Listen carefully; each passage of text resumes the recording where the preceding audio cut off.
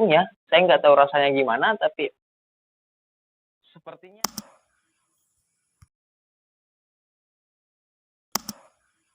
Halo teman-teman, di video kali ini saya akan membahas tentang rokok. Kenapa saya ingin membahas tentang rokok? Karena saya seorang perokok dan saya pikir mungkin ada yang akan menonton video ini jika saya membagi atau nge-share sedikit informasi yang saya tahu tentang rokok.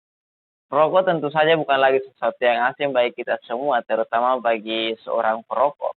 Dan bahkan yang bukan perokok sekalipun tentu tidak akan pernah merasa asing lagi dengan yang namanya rokok. Karena hampir di setiap toko, hampir di semua toko, baik toko kelontong, minimarket, ataupun toko-toko yang lainnya itu pasti menyediakan rokok, kecuali toko buah kayaknya. Nggak ada. Ya maksud saya toko-toko campuran ya, pasti ada rokok di sana yang dijual. Dan rokok telah menjadi kebutuhan sekunder bagi sebagian orang, dan sebagian orang lainnya itu eh, ada juga yang membenci rokok, dan ada juga yang biasa-biasa saja terhadap asap rokok. Bisa dikatakan bahwa rokok itu sudah terlalu dekat atau sudah memiliki kedekatan bagi umat manusia ya, karena rokok sudah hadir dalam kehidupan sehari-hari manusia. Tapi di balik kedekatan itu, apakah kita tahu tentang awal mula rokok ini sendiri? Apakah kita tahu bagaimana rokok ini ada, dan apa kita tahu sebenarnya bahan dasar pembuatan rokok ini atau yang kita kenal dengan tembakau ini sejak kapan sih mulai digunakan atau dimanfaatkan atau dikonsumsi oleh umat manusia? Dan siapa sih yang mempopulerkan tembakau ini? Kemudian siapa sih orang yang pertama kali menciptakan mesin produksi rokok?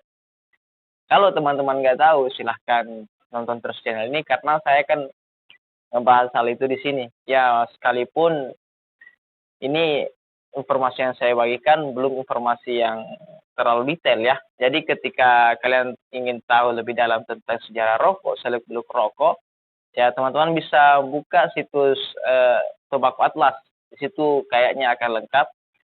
Tapi banyak juga kok situs-situs berbahasa Indonesia lain yang apa namanya, yang nge-share tentang itu. Silakan teman-teman cari saja di Google. Google maha kaya akan pengetahuan. Meskipun masih belum bisa mengalahkan Tuhan ya. Ternyata tembakau pertama kali dimanfaatkan oleh orang Amerika Serikat. Ya, dan mereka itu memanfaatkan tembakau atau mengkonsumsi tembakau sejak 4.000 tahun sebelum Masehi lalu. Dan pada saat itu orang-orang Amerika Serikat atau AS ya, Amerika Serikat menggunakan tembakau sebagai bagian dari ritual perdukunan. Dan cara mereka mengkonsumsi atau memanfaatkan tembakau pada saat itu belum seperti yang kita tahu sekarang, yaitu dengan cara dihisap. Tapi mereka pada saat itu mengkonsumsi atau memanfaatkan tembakau dengan cara dikunyah. Iya, dikunyah. Dikunyah, saya nggak tahu rasanya gimana, tapi sepertinya saya nggak tertarik untuk mencoba. Nah, barulah berabad-abad kemudian, tembakau ini setelah ia ditemukan oleh Christopher Columbus, kemudian Christopher Columbus membawa tembakau ini ke benua Eropa. Nah, di saat itulah barulah tembakau ini awal mula dikenal di benua Eropa. Karena sebenarnya tembakau ini merupakan tanaman asli Amerika. Nah, setelah Christopher Columbus ini membawa tembakau ke benua Eropa, orang-orang Eropa kemudian membawa tembakau ini ke berbagai daerah, berbagai tempat dengan menggunakan kapal. Dan pada saat itu tembakau banyak dikenal atau populer di kalangan pelaut. Dan ya tentu saja pada saat itu para pelaut mengkonsumsi tembakau.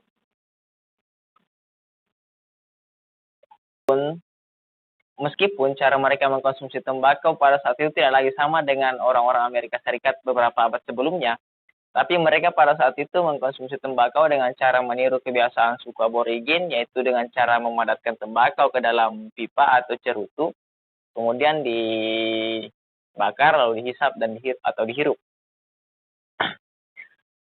Berabad-abad sebelumnya, tembakau ini juga atau mengkonsumsi tembakau ini, kegiatan mengkonsumsi tembakau ini juga dianggap sebagai kegiatan untuk menyembuhkan beberapa penyakit.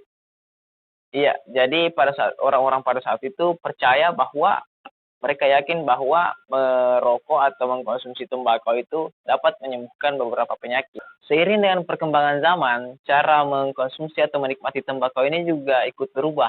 Dari sebelumnya dengan cara dikunyah, kemudian dipadatkan dalam pipa atau cerutu, hingga pada akhirnya cara menikmati tembakau ini kemudian berubah menjadi dilinting dalam sebuah kertas khusus. Nah, namun demikian pada saat itu istilah rokok juga belum dikenal di kalangan manusia pada saat itu. Kemudian pada akhirnya cara menikmati tembakau atau mengkonsumsi tembakau dengan dilinting dalam sebuah kertas khusus ini tiba di Prancis sekitar tahun 1830-an, dan di negara ini pula lah istilah sigaret atau rokok pertama kali dikenal dan digunakan oleh umat manusia. Nah, setelah beberapa waktu kemudian, sekitar 17 tahun kemudian, mesin produksi rokok pertama kemudian diciptakan atau ditemukan oleh seseorang bernama Juan Nepomuceno Adorno dari Meksiko. Mesin itu ditemukan pada tahun sekitar 1847-an. Ini kemudian dikembangkan oleh James Albert Bonsek dari Amerika Serikat. Dan mesin karya James Albert Bonsek ini kemudian itu meningkatkan produksi rokok. Ya, karena dari sebelumnya hanya 40.000 batang per hari, mesin produksi rokok kemudian mampu menciptakan atau memproduksi rokok sekitar 4 juta batang rokok per harinya. Dan mesin ini diluncurkan atau ditemukan oleh James Albert Bonsek atau James Bonsek itu sekitar 33 tahun setelah Juan Nepomuceno Adorno ini menciptakan mesinnya. Jadi James Albert Bonsek ini meluncurkan atau menemukan inovasi baru mesin itu sekitar tahun 1880-an. Oke, sekian konten video saya kali ini. Semoga bermanfaat, dan buat teman-teman yang ingin mencari tahu lebih dalam tentang sejarah rokok, silahkan buka situs yang saya sebutkan tadi, atau silahkan ketikkan saja kata kunci sejarah rokok di Google, karena kita semua tahu bahwa hampir semua informasi yang kita butuhkan itu ada di Google. Cuman saya sarankan kepada teman-teman, sebelum betul-betul mengadopsi informasi yang kita dapat di Google atau mengambil informasi yang kita dapat di Google atau dimanapun itu, sebaiknya teman-teman mencoba untuk mengkomparasikan informasi yang teman-teman dapat itu dengan sumber-sumber lain.